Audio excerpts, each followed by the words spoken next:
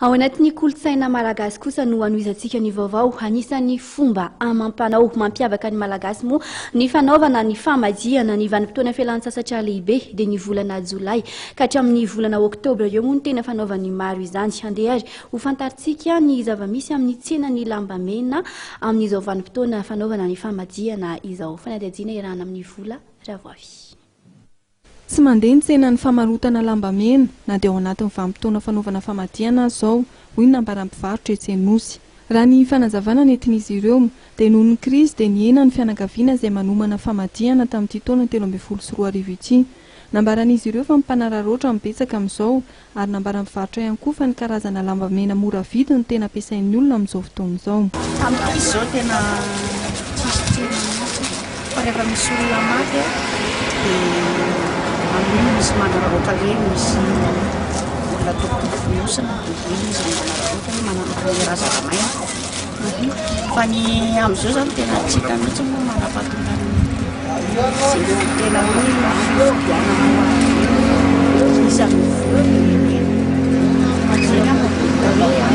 tamin'ity dia mpanararoatra miena mihitsy ny raharaha famadihana tamin'ity taona ity.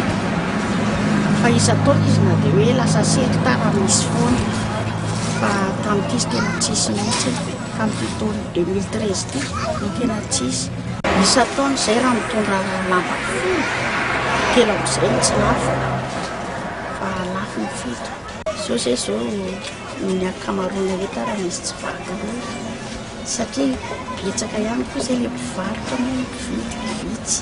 Raha mividy izao ety dia matetika hoe lamba tavoahangy satria ireny no mora dia ny lamba tsotra indrindra tahaka n'ireny misy sary reny izao ireny farany ambany izany ireny izay ny vidiny lamba. Reo natony 225 koa vitsivitsy manao 100 000 dia raha amin'ny lamba tavoahangy izy dia 35-25. Misy mbola mitomany 3,000. Vanim-potoana famadihana fa ny tsena tsy arakaraka ny eritreretanazy satria maro ny olona mietrehitra mety andeha ny lamba mandeha zao ny lamba nefa na izay vata raha manao vanio nefa tsy mandeha. Antony loatra tsy manam-bola ny olona, tena tsy manam-bola ny olona na dia hoe misy ara-fotoana famadihana tsy manam-bola ny olona satria tsotsorin'ny olona hoe lamba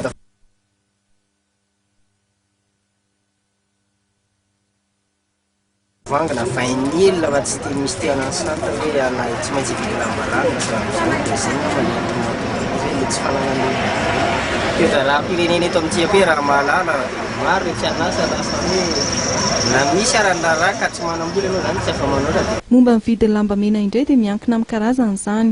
Ho an'ny lamba tavoahangy dia eo amin'ny 9,000 ariary izany raha toa ka mahatratra 10 ariary ny soie naturel izay anisan'ny Lambamena ambony karazana indrindra.